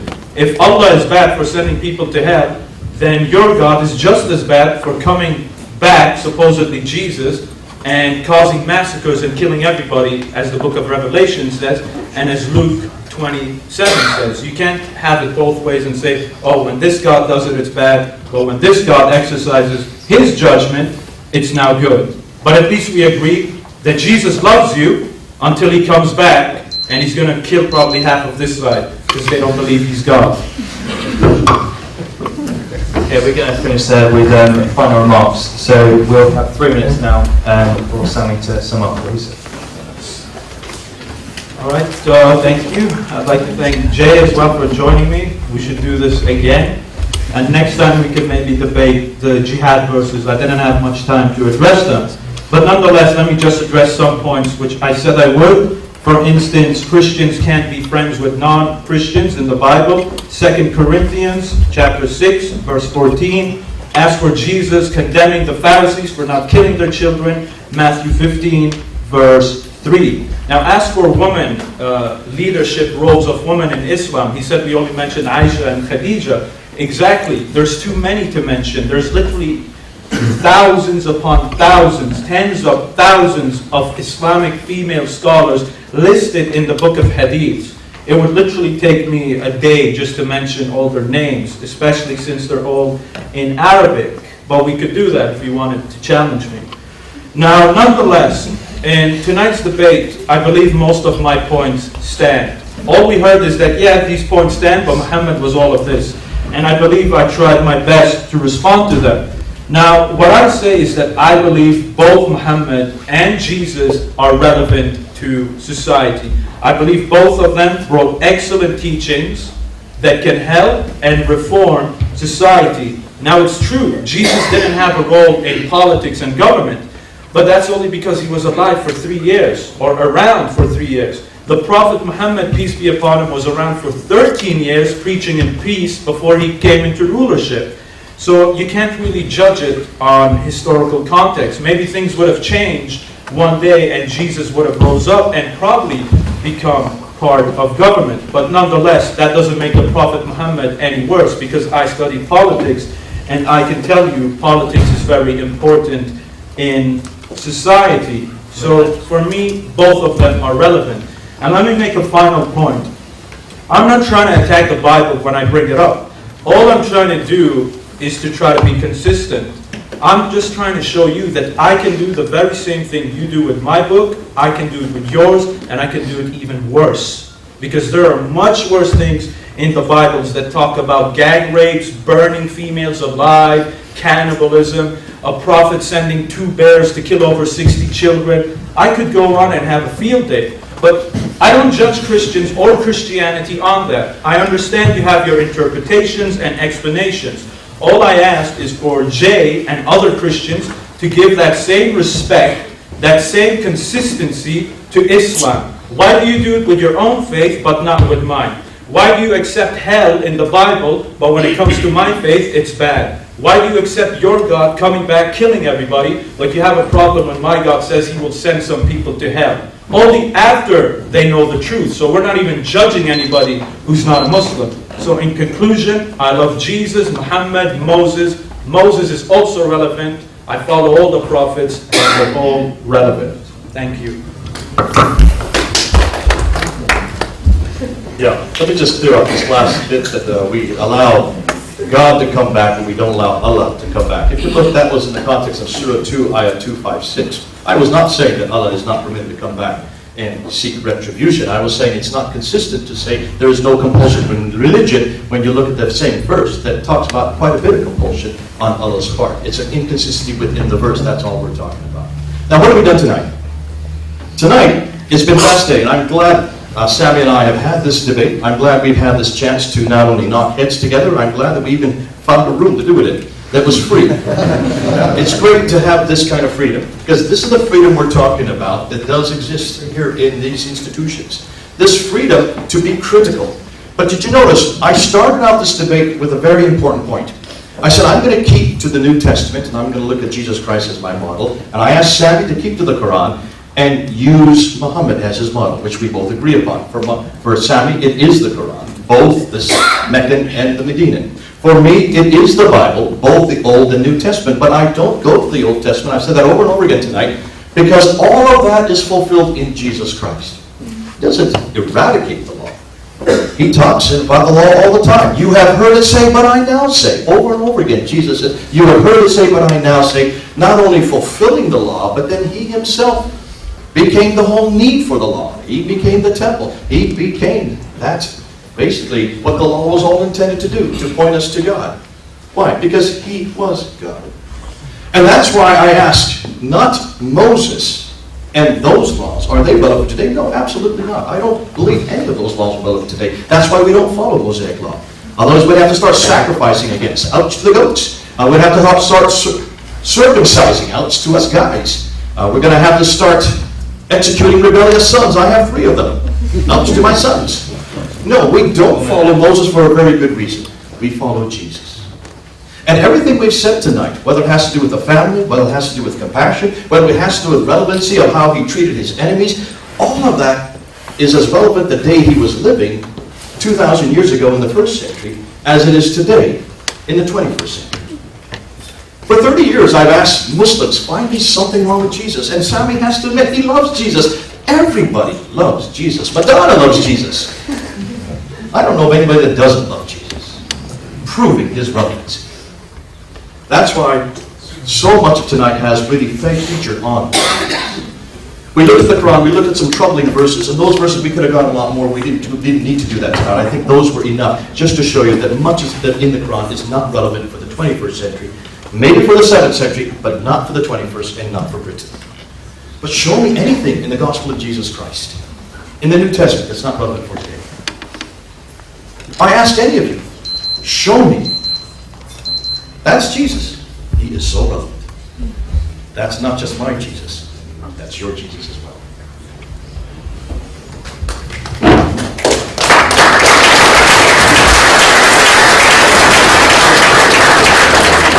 Guys, thanks so much for coming tonight. I'm sorry for being messed around a bit, being here and whatever, but it's good that we've managed to do it. Just a couple of thank yous now. We'd really like to thank the Islamic Society for being able to do this. It was a really joy to work with you, and I'm really glad that we could actually do this thing despite having some trouble.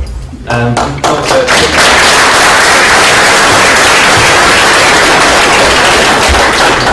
a big thank you to both speakers, Sami and Jay, for coming up and taking some time out to talk to us today. So thank you so much for this.